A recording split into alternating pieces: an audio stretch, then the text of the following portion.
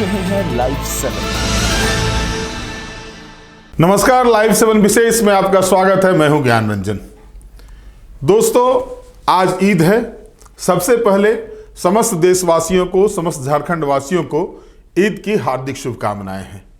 इसके साथ ही सरहुल महापर्व, जो प्रकृति का पर्व है, वो भी मंगलवार को है।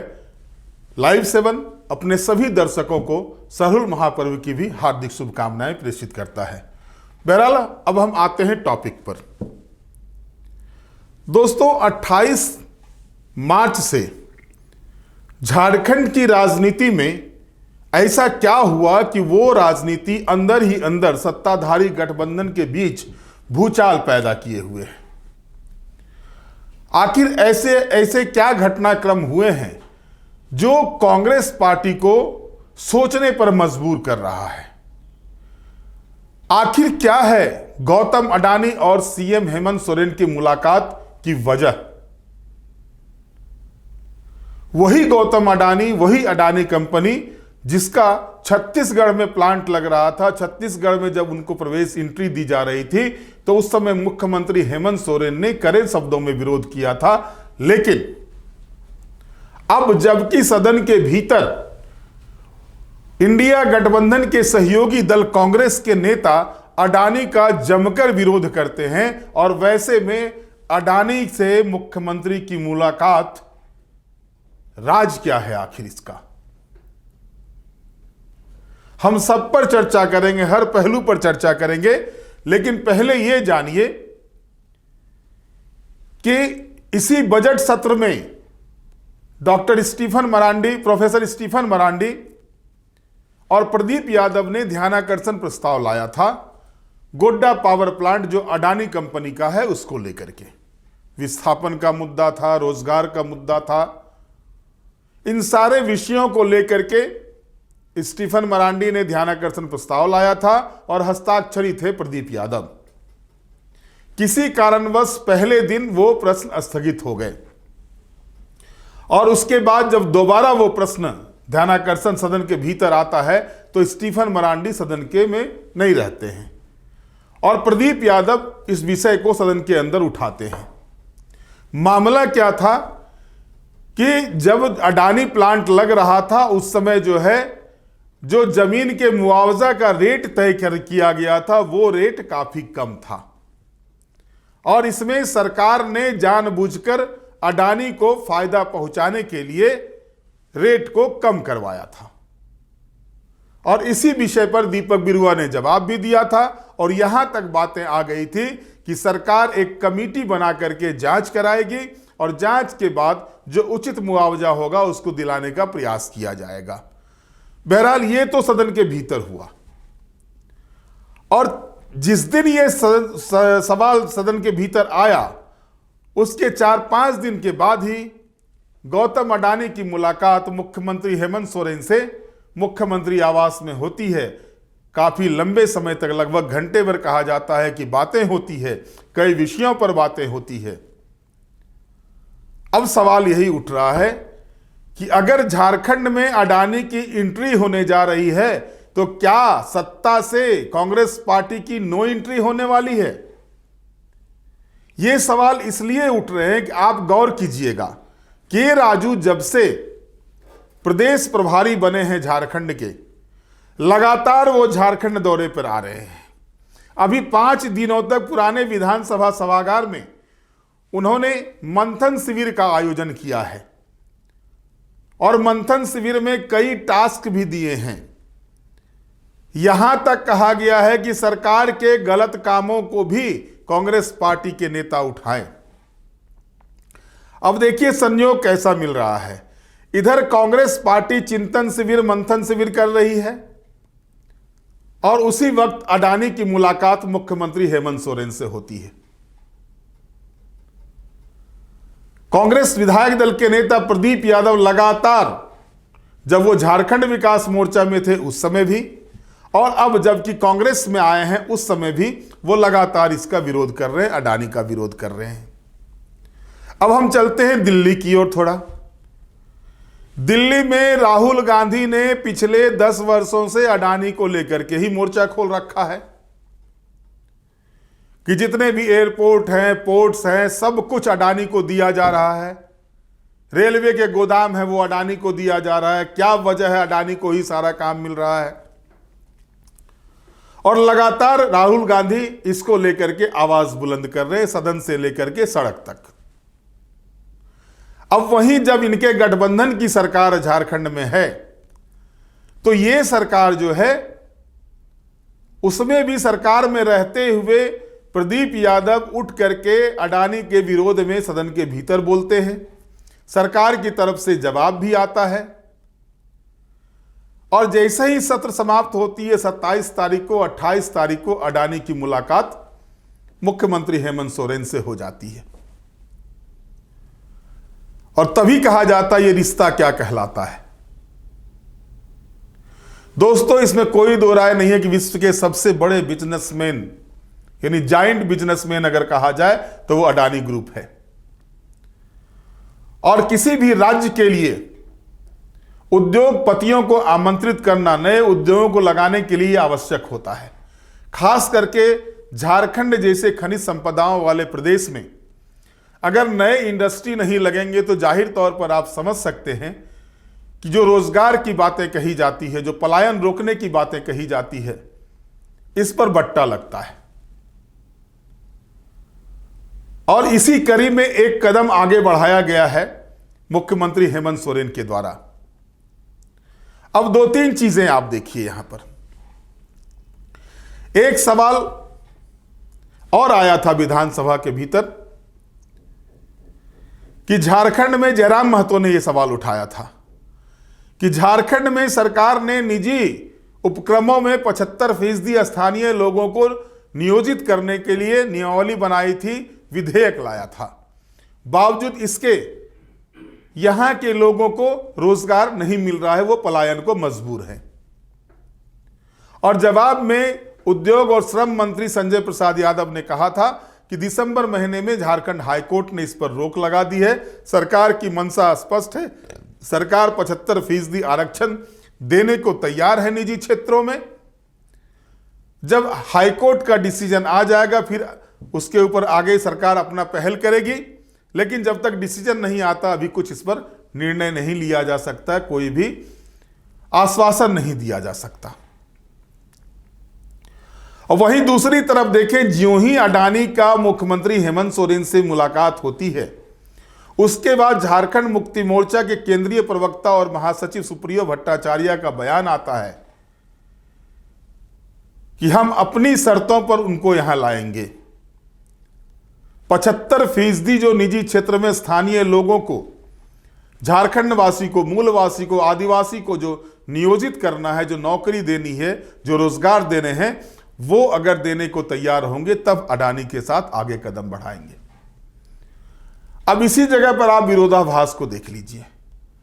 मंत्री कहते हैं कि हाईकोर्ट में मामला है, दिसंबर महीने में हाईकोर्ट ने रोक लगा दी है, और वहीं झारखंड मुक्ति मोर्चा के केंद्रीय प्रवक्ता और महासचिव कहते हैं कि हमारी शर्तों पर अडानी आएगा और तभी उसका काम होगा, वो तभी काम आगे बढ़ेगा। और ये सारी बातें चल रही है, लेकिन अंदर खाने क्या है?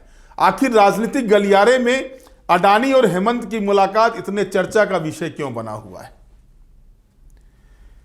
क्या अडानी को पहले एंट्री कराकर भारतीय जनता पार्टी अपना रास्ता खोलने जा रही है झारखंड की सत्ता तक पहुंचने के लिए?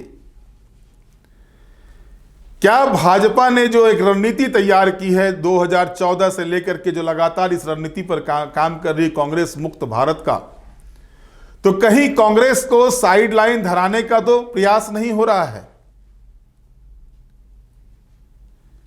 क्या ये चीजें जो लगातार देखी जा रही है कि आप अगर देखेंगे सदन के भीतर जो जो चीजें आई, तो केंद्र से कैसे 1,36,000 करोड़ रुपए वापस किए जाएं, इसको लेकर के कल्पना सोरेन सवाल उठाती हैं।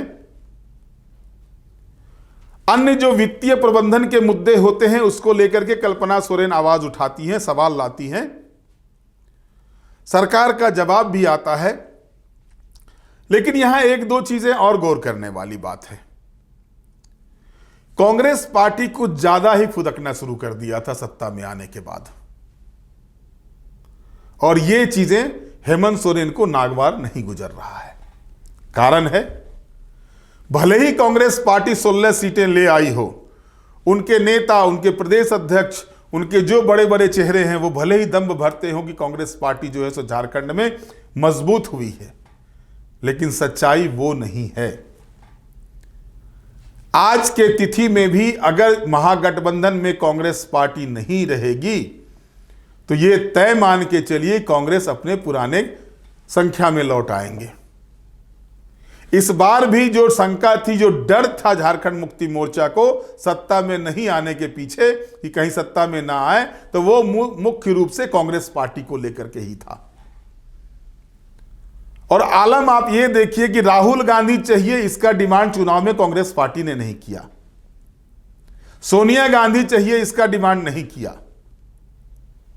प्रियंका गांधी चाहिए, इसका डिमांड नहीं किया।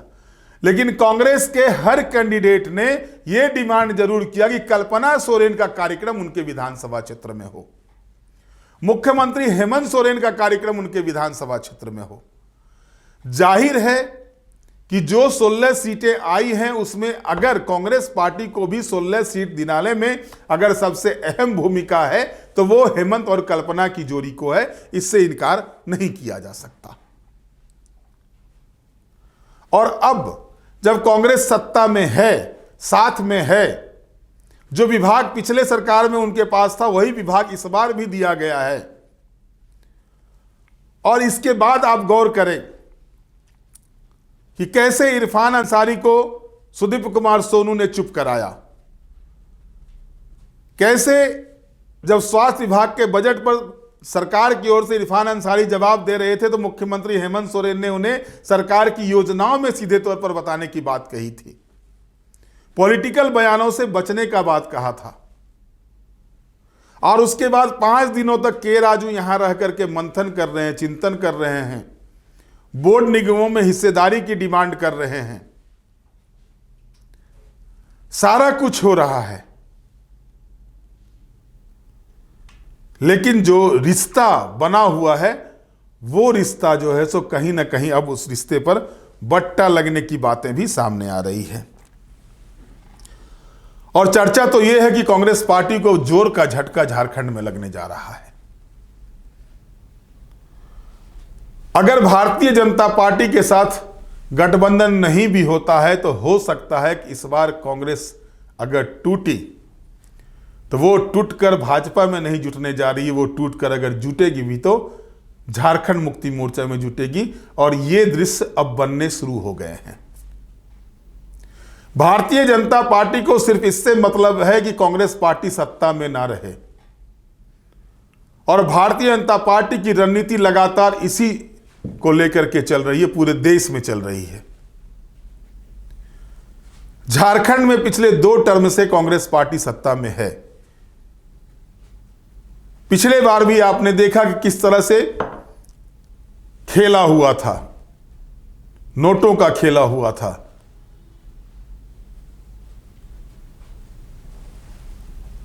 छत्तीसगढ़ रायपुर का खेला हुआ था।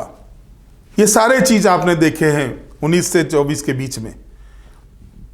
लेकिन अब जो दृश्य बन रहा है उस दृश्य में यह साफ तौर पर स्पष्ट है कि भारतीय जनता पार्टी लाख नाक रगड़ ले, ट्राइबल वोटरों को अपनी ओर आकर्षित करने में वो विफल साबित हुई है 19 से लेकर के 25-24 तक में, और अभी फिलहाल उनको सफलता मिलती हुई दिखाई नहीं दे रही है।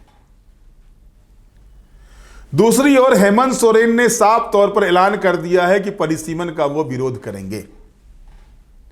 आपको याद होगा कि 2002 में जब फिर परिसीमन हो रहा था उस समय भी गुरुजी ने जाकर के 2004 में गुरुजी ने जाकर के सोनिया गांधी और मनमोहन सिंह से मिलकर झारखंड में परिसीमन को रुकवाने का काम किया था।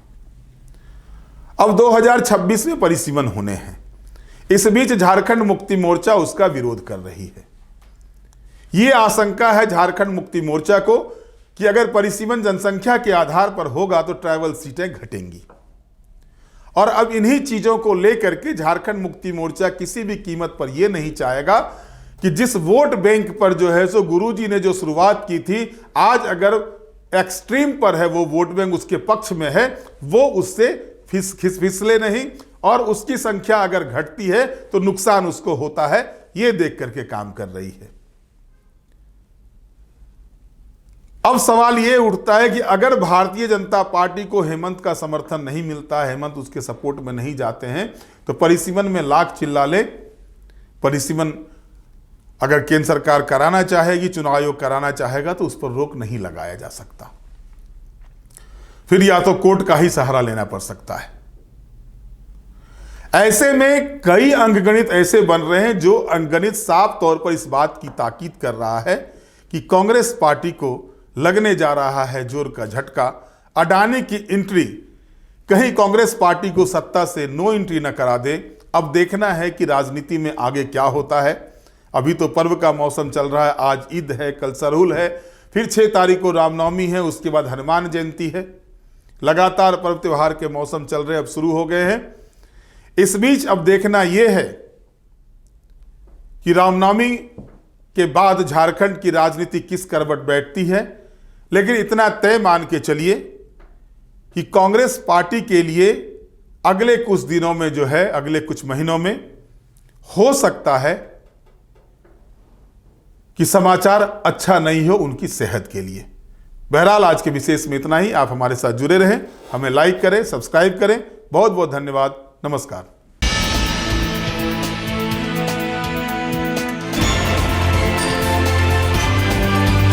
आप देख रहे हैं लाइव 7।